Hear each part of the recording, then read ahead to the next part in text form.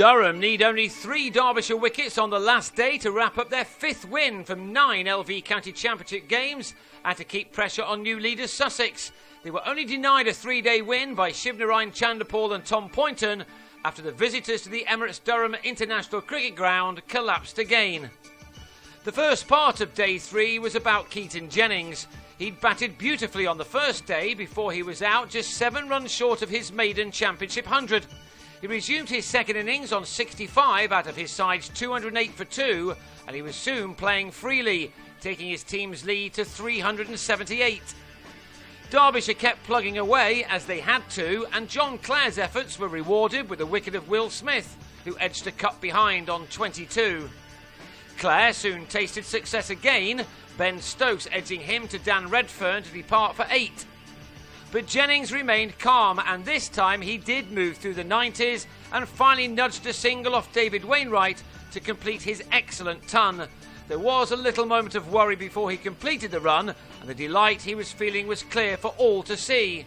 The 21-year-old son of Ray Jennings was having an unforgettable match, his century coming up off 247 balls, 10 of which had brought him 4s. In the end, it was an important innings too, as no one else scored many. Michael Richardson was on 14 when he mistimed a shot off Wainwright and was caught by Clare. Phil Mustard was bowled by the left-arm spinner for a single, before Gareth Breeze was defeated by a flighted Turner from Redfern after contributing 5 runs.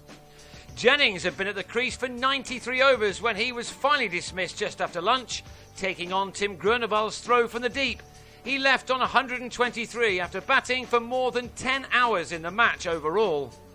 He was out with a total on 310 for 8 and the lead standing at a mammoth 450, one which was added to by some lusty blows from Callum Thorpe.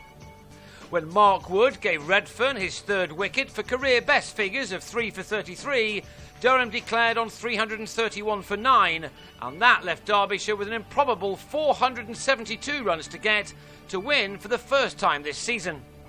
To stand any chance at all, they needed a big partnership at the top of their order. Instead, it all started to go horribly wrong again after Chesley Hughes and Richard Johnson had knocked off only 19 of those runs. On early, Stokes produced a cracker to bowl Johnson for 9, before Wayne Madsen was out for a single as he edged another good one from Thorpe behind. Hughes was out in the next over, Richardson with a very smart cat in the slips off Stokes, and then Wes Durston was plumb in front to Chris Rushworth. The bowler then adding his 8th wicket of the match to get shot of Redfern, who nicked a breeze with a score on a rather disastrous 49 for 5. Derbyshire had slipped to 69 for 8 first time out, and they were hardly faring any better this time. A victory with a day to spare seemed to be a certainty, but in Chanderpaul, Derbyshire have a batsman who never knows when to give up. He's witnessed too many collapses since joining the county, but this time he was able to stop the rot as he, as ever, mixed a solid defence with some moments of flourish. He received some good support from Poynton, a man who lost his place in the side earlier in the season because of his lack of runs. He played brightly here as Derbyshire at last were able to match their opponents in a contest where, for the most part, they've been completely outplayed.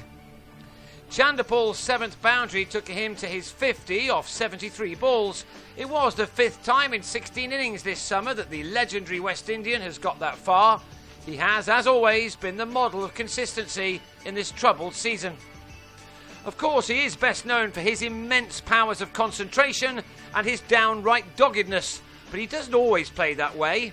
He really started to express himself, especially when facing Scott Borthwick, who he hit for 3 4s off successive deliveries to take his partnership with Poynton to 98, far and away the best stand of the match as far as the visitors were concerned.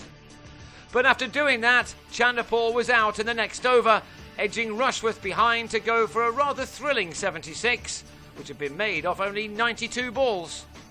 Poynton remained, and before the close he too had secured a half-century. He'd needed 104 deliveries for his, and he got to it by hitting Stokes for a couple of boundaries, taking his tally to 8. How he would have wished that the top order could have done something similar. At least he had ensured that there will be some cricket on Thursday, although Durham were left with only 3 wickets to get, when Wainwright was LBW to Breeze shortly before the close. It shouldn't take the home side too long to wrap things up on the final morning to close the gap on Championship leaders Sussex.